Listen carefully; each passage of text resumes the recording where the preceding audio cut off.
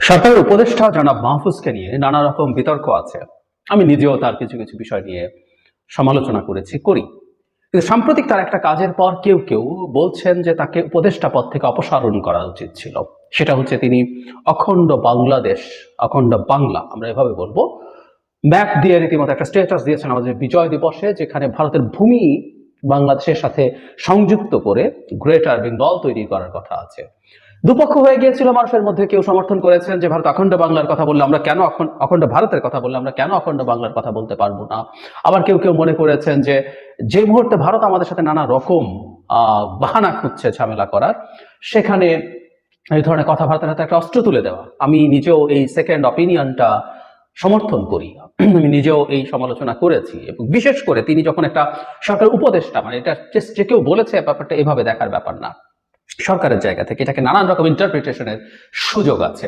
কারণ ভারতের অখণ্ড ভারত নিয়ে যখন কেউ কেউ বলছিল, ভারতের বিজেপির বিভিন্ন লোকজন, তখন কিন্তু সরকার সেটাকে ডিজাউন করেছে। তারা বলছে যে না, আমরা এটা আসলে এটা না, এটা আমরা অশোকের মানচিত্র দিয়েছি। সরকারি ভাবে বা সরকার রাষ্ট্রীয় দায়িত্বে বসে করাটার মধ্যে একটা ডিফারেন্ট ডাইমেনশন আছে। এবং এখন ভারত ফর্মালি এটার প্রতিবাদ জানিয়েছে, বেশ কঠোরভাবে জানিয়েছে। এটা নিয়ে আমি পড়বো তারা কি বলেছে। তো সেই প্রসঙ্গে আবার এই আলাপটা এসছে, যেন মাহফুজকে কি অপসারণ করে একটা বার্তা দেওয়া দরকার ছিল। আমি আগে কি বলেছে বলি, এবং তাকে অপসারণের প্রশ্ন কেন আসছে সেখানে আমার টেক কি সেটা বলবো।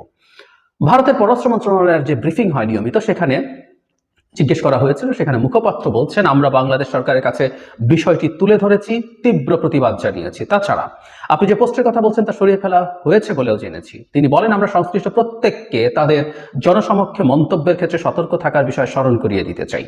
এটা আমার কাছে খুব গুরুত্বপূর্ণ মনে হয় যে তিনি যেটা পরের বাক্যটা বলেছে, এটা ভারতের মুখপাত্র বলেছে বলেই সেটাকে চোখ বন্ধ করে ডিসাউন্ড করতে হবে, ডিনাউন্স করতে হবে, নট নেসেসারিলি। ভারতের মুখপাত্রের এই বক্তব্যটা সঠিক যে ভারত সাম্প্রতিক সময় তাদের পররাষ্ট্র উপদেষ্টা আসার পর থেকে, পররাষ্ট্র সচিব আসার পর থেকে তারা বাংলাদেশের সাথে এনগেজ করতে চাইছে, কারণ ভারতকে বাস্তবতা মেনে নিতে হবে। সেইখানে আসলে এই ধরনের মন্তব্য ভালো বার্তা দেয় না। এই আলোচনা আমরা বা সমালোচনা আমরা অনেকেই করেছি, আমি নিজেও সেটা করেছি। কিন্তু এই বাহানায় ভারত এটা বলেছে, এটা কাউকে কাউকে আরো বেশি অস্ত্র তুলে দেয় যে তাহলে তো মাহফুজ এই সরকারকে বিপদে ফেলছেন, যেন মাহফুজকে সরকার থেকে সরিয়ে ফেলা দরকার। আসলে ঘটনা যেটা হয়েছে, যেন মাহফুজ সম্পর্কে এক ধরনের অস্পষ্টতা আছে। অস্পষ্টতা হচ্ছে এরকম একটা পারসেপশন সমাজে আছে, যারা অন্তত কিছু খোঁজ খবর রাখেন তাদের কাছে এইরকম পারসেপশন হচ্ছে যে ডক্টর ইউনূসের সরকারে অত্যন্ত প্রভাবশালী মানুষ উনি, এবং তার এন্ডোর্সমেন্ট ছাড়া অনেক কিছুই হয় না। সব না বললেও অনেক কিছুই হয় না। এই ধরনের আলাপ আছে, এটি সত্য মিথ্যার কথা বলছি না। এবং আমরা একটু পেছনে যাই, যে ডক্টর ইউনূস নিজে যারা মাহফুজকে যেভাবে পরিচিত করিয়েছিলেন জাতিসংঘের জেনারেল অ্যাসেম্বলিতে যাওয়ার পর, যে তিনি এই মিটিকুলাসলি প্ল্যান্ড একটা মুভমেন্টের ব্রেইন বিহাইন্ড দ্যাট। সুতরাং যখন উনি তাকে এভাবে এন্ডোর্স করেন, which is not at all correct, তখনই কথা বলেছি, পরেও বহুবার বলেছি, একেবারেই ভুল কথা। ডক্টর ইউনূসকে এই ধারণা কে দিয়েছেন, এটা একটা জাতির জন্য ক্ষতিকর পারসেপশন তাকে তুলে দেওয়া হয়েছে, হোয়াট এভার। তো ওর পর থেকে এটা আরো ভিত্তি পেয়েছে যে জনাব মাহফুজ সরকারকে চালাচ্ছেন, ডক্টর ইউনূসকে চালাচ্ছেন। এবং তাতে যেটা হয়, কারো কারো ক্ষেত্রে, অনেক সিদ্ধান্তের ক্ষেত্রে তিনি, মানে আমাদের তো সরকারের সিদ্ধান্ত নানা দিকের সমালোচনা আছে। একে উপদেষ্টা নিলেন কেন সেটা নিয়ে এক গ্রুপের সমালোচনা, আবার এই সিদ্ধান্ত নিল না কেন, ওটা কেন নিল সেটা নিয়ে আবার আরেক গ্রুপের সমালোচনা, এবং তাদের একটা সমালোচনার জায়গা যারা মাহফুজের উপরে গিয়ে পড়ছে। আমার নিজেরও মাহফুজ সম্পর্কে সমালোচনা আছে, আমি একাধিকবার করেছি। তার এই ব্রেন বিহাইন্ড, আমরা অনেকে মাস্টার মাইন্ড বলছি, ডক্টর ইউনূস মাস্টার মাইন্ড শব্দটা আসলে বলেননি, তিনি ব্রেন বিহাইন্ড দ্য মুভমেন্ট বলেছিলেন। সেটা নিয়ে সমালোচনা করেছি। তার কিছু স্টেটাস, তিনি সরকারের উপদেষ্টা হয়ে যে ধরনের একটা পক্ষ নিচ্ছেন বলে তার স্টেটাসে মনে হয়, এটা সরকারের উপদেষ্টা হিসাবে কোনো দিনও করা ঠিক হয় বলে আমি মনে করি না।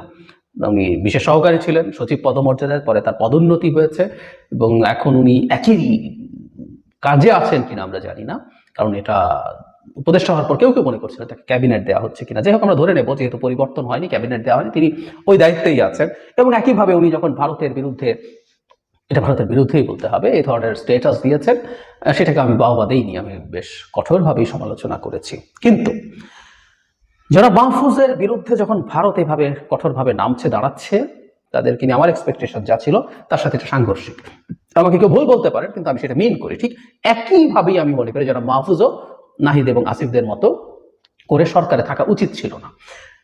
আর যে যা যা ভুল করবেন সেটা সমালোচনা করবো। জনাব নাহিদ যে ভুল আমার দৃষ্টিতে মনে হয়েছে করেছেন, জনাব আসিফ যে ভুল করেছেন বলে আমার মনে হয়েছে, আমি সেগুলো নিয়ে সমালোচনা করেছি, ঠিক একইভাবে সমালোচনা করব। কিন্তু জনাব মাহফুজকে তার অবস্থান, তার ক্ষমতার কারণে দায়িত্ব থেকে সরিয়ে দিতে হবে, সরকার থেকে, উপদেষ্টার পদ থেকে সরিয়ে দিতে হবে, আমি এটা একেবারেই এন্ডোর্স করি না। আর বিশেষ করে ভারত যখন এরকম কঠোর সমালোচনা করছে, তখন কেউ কেউ আরো মনে করছেন যে হ্যাঁ এটাই উপযুক্ত সময়। আমাকে দিয়ে একজন পার্সোনালি ওই ধরনের কথা বলেছেন। আমি তখন একটা কথা বলেছি, এখন এখানেই এটা বলছি, ভারত এই রকম ভাবে অবস্থান নিয়েছে বলেই এটাও একটা বড় যুক্তি যে তাকে সরানো যাবে না। আমাদের একজন উপদেষ্টা, একজন যথেষ্ট বয়সের দিক থেকে ম্যাচিওর উপদেষ্টা, ভুল করেছে। যদি আমি আগেও বলেছি, রাষ্ট্রের একটা দায়িত্ব থেকে আসলে আমার বয়স কম, আমি শিখছি, এগুলো বলার স্কোপ খুব বেশি নাই।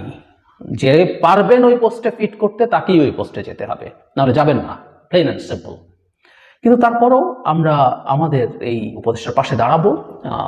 ভারত যত ক্ষুব্ধ হবে, এবং ভারতের এই ক্ষুব্ধতা, আমরা কারো বিরুদ্ধে ব্যবস্থা নিচ্ছি ইনস্ট্যান্টলি, ভারতকে এত পাত্তা আমরা কৌশলগতভাবে দিতে পারি না।